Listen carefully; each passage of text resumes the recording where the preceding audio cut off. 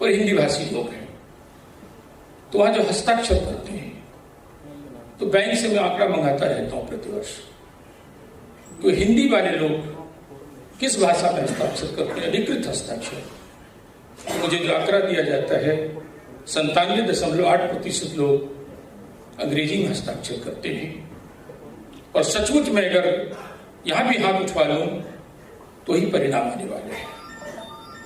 तो मैं एक आह्वान भी करना चाहता हूं, एक छोटी सी राष्ट्रीय प्रतिबद्धता के लिए इतने बड़े हम उत्सव कर रहे हैं और एक छोटा सा हस्ताक्षर हम अपनी भाषा में नहीं करते हैं। जो करते हैं वो तो हार्दिक बधाई के पात्र हैं, जो नहीं करते हैं तो कम से कम ये संकल्प लें कि अपनी हिंदी में या अपनी मातृभाषा में अधिकृत हस्ताक्षर करें। तो मैं समझता हूं कि बहुत बड़ी बात होगी। अभी 76-77 वर्ष की बात हो रही है। मैं देखता रहा हूं, मैं 26 वर्षों से किसी न किसी मंत्रालय के हिंदी सलाहकार समिति का सदस्य लगातार रहा हूं। मैं जहां देखता हूं इतने प्रचार प्रसार होते हैं, फिर भी हिंदी 77 वर्षों में थोड़ी बहुत पगडंडी पे तो आई है, लेकिन वो राजपथ पर कब आएगी? आज इसे ईमानदारी से इसका समाधान खोजने की आवश्यकता है, इस पर विचार करने की आवश्यकता है।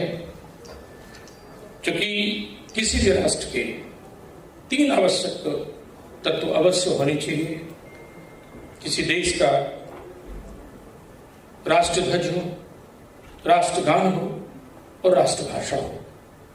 राष्ट्रध्वज हमने किसी पार्टी के चरखे को निकालकर अशोक देवान प्रिय के चक्र को लगा के हमने निर्माण किया। राष्ट्रगान हमें कवि रविन्द्रनाथ टैगोर के सौजन्य से प्राप्त हो, लेकिन राष्ट्रभाषा के मामले में हम चूक गए।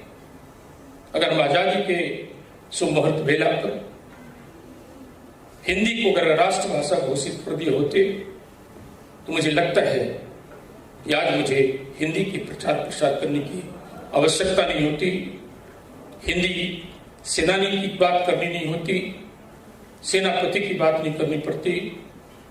क्योंकि कोई भी देश अपनी भाषा का प्रचार नहीं करता है, हम करते हैं। क्यों करते हैं?